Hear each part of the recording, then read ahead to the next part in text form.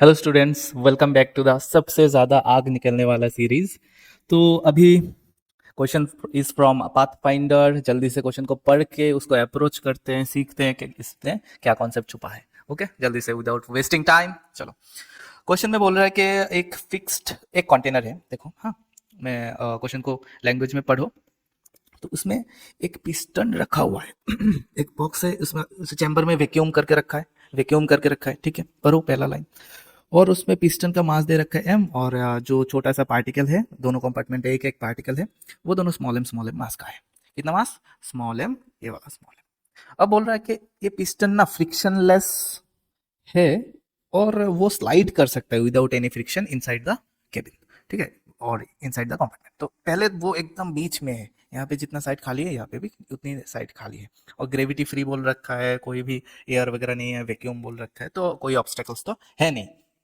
अभी बोल रहे हैं कि ये दोनों पार्टिकल बहुत ही ज्यादा फ्रीक्वेंसी के साथ, ठीक है सर, देखते हो ना कि जैसे मच्छर अगर लेफ्ट राइट मक्खी करने लगे तो दिखाई नहीं देता ना, इतना स्पीड से जाता है। तो इसी टाइप से बहुत ही ज्यादा फ्रीक्वेंसी से वो एक बार इस तरफ कोलाइड कर रहा है, एक बार पिस्टन पे कोलाइड कर रहा है। तो पिस्टन तो मूव कर सकता है, ठीक है।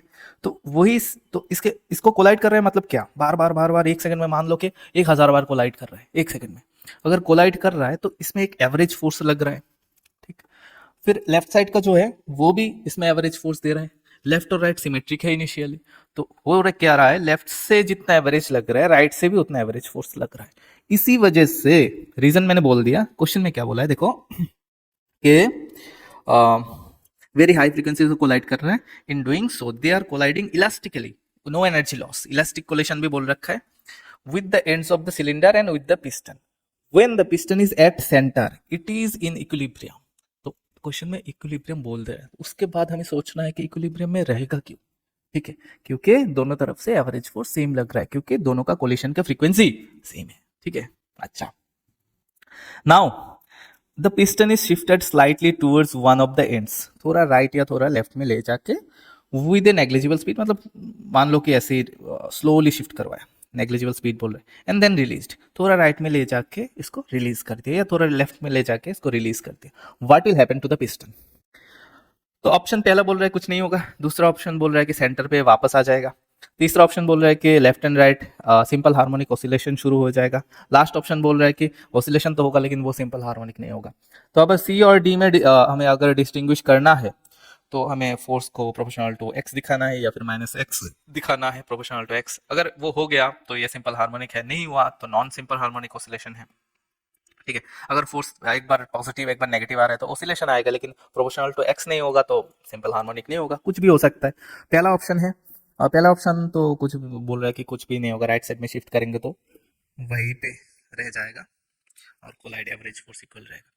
तो मैं क्वेश्चन को थोड़ा ट्विस्ट करता हूँ और बोल देता हूँ कि पहले ही बोल देता हूँ कि हाँ ऑसिलेशन तो करेगा। अगर ऑसिलेशन करेगा तो इसका टाइम पीरियड निकालो, ये मेरा क्वेश्चन है आपका। ऑप्शन तो हम यहाँ क्वेश्चन का निकाल ही लेंगे, एडिशनल मैं पूछ रहा हूँ कि टाइम पीरियड निकालो। तो होगा क्या, चलो कॉन्सेप्ट पे जाते हैं। थोड़ा सोचना, पाथफाइंडर का क्वेश्चन है, पूरा दिन लेके बैठे मत रहना, थोड़ा सोचो, फिर खत्म हो जाए तो देखो कि सर क्या कर रहे हैं। मान लेते हैं पिस्टन को थोड़ा राइट साइड में हमने शिफ्ट कर दिया एक्स अमाउंट। अब शिफ्ट करने से हुआ ये कि राइट वाला पार्टिकल कोलाइड करने के लिए कम पाथ ट्रेवल कर रहा है पहले से। डेटा में दे देता हूँ, मान लो कि ये वाला बॉक्स का लेंथ पूरा है एल, पिस्टन का मास कैपिटल एम, वो तो गिवन है, और जो पार्टिकल दोनों तरफ आइडेंटिकल जो है उनका स्पीड में वी दे दिया, गिवन दे रखा। अभी टाइम पीरियड निकालना है। तो अभी जो है ये पार्टिकल, इसको पहले Ly2 तक ट्रेवल करना पड़ रहा था, मतलब Ly2 L ट्रेवल करना पड़ रहा था। अभी उतना नहीं बढ़ रहा, अभी थोड़ा कम, एक्स लेंथ हम कम कर दिया तो थोड़ा रिड्यूस हो गया ट्रेवलिंग डिस्टेंस। स्पीड बल्कि सेम रहा। इसका मतलब अगर वो पहले 1 सेकंड में 1000 बार हिट करता था, अभी 1 सेकंड में ज्यादा टाइम हिट करेगा क्योंकि जल्दी आ जाएगा ना, टाइम पे हमने डिस्टेंस कम दी। लेफ्ट वाले पार्टिकल में पूरा उल्टा होगा, डिस्टेंस पहले जितना वो कवर करता था अब ज्यादा कोलाइड करने के लिए ज्यादा डिस्टेंस कवर करना पड़ रहा है।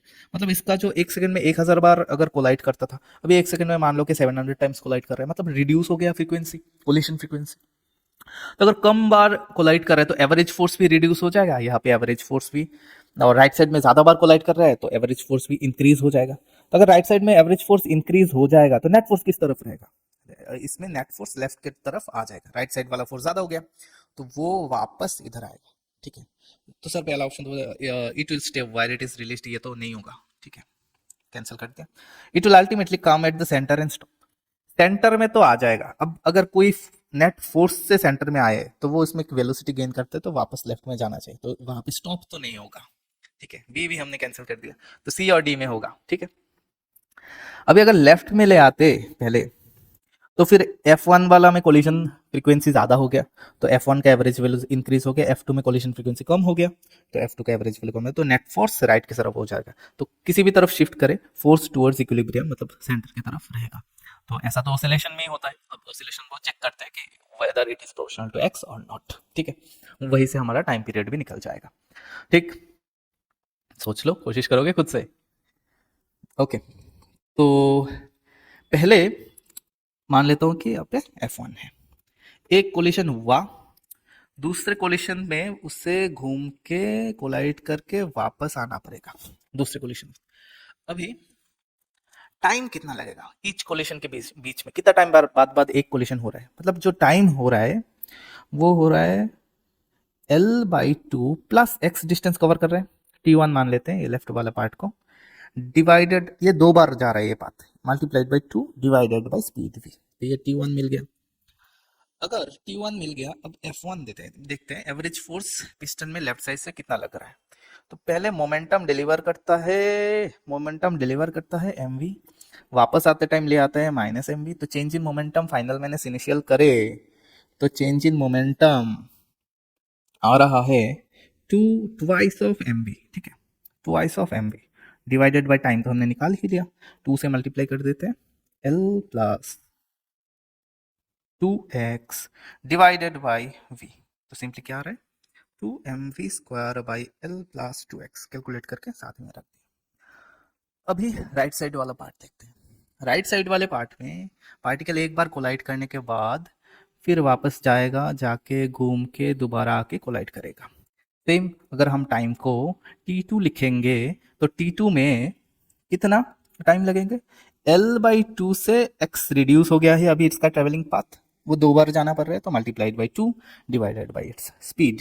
ठीक है, तो इसको थोड़ा सिंप्लीफाई करेंगे तो L-2x डिवाइडेड बाई स्पीड आ रहा है। अभी हम F2 को लिख देते हैं। F2 में चेंज इन मोमेंटम क्या आ रहा है, delta P by delta T ही होगा, वही same 2mv sir, divided by time वाला लिख देते हैं L-2x डिवाइडेड बाई v, तो इसमें क्या आ रहा है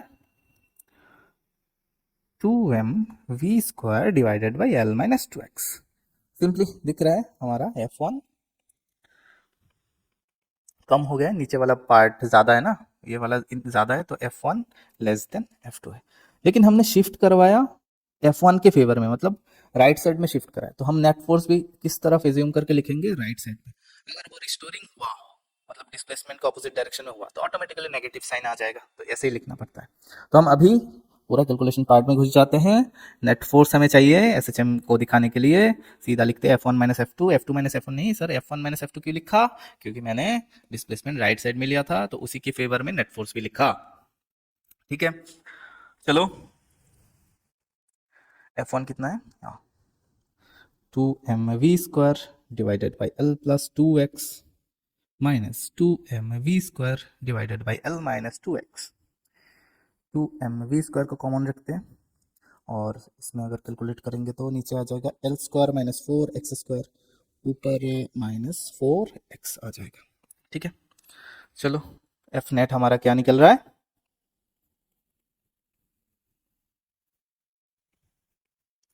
2mv स्क्वायर माइनस एन बाहर निकल, एक बार में मल्टीप्लाई भी कर देते हैं इसको, ओके, माइनस 8mv स्क्वायर, नीचे मैं लिख रहा हूँ सिर्फ एल स्क्वायर, एक्स स्क्वायर को बहुत ही एसएचएम का डिस्प्लेसमेंट मान रहे हैं ना, एसएचएम मतलब ऑसिलेशन का डिस्प्लेसमेंट मान रहे हैं, तो एक्स इज वेरी स्मॉल हम लेंगे।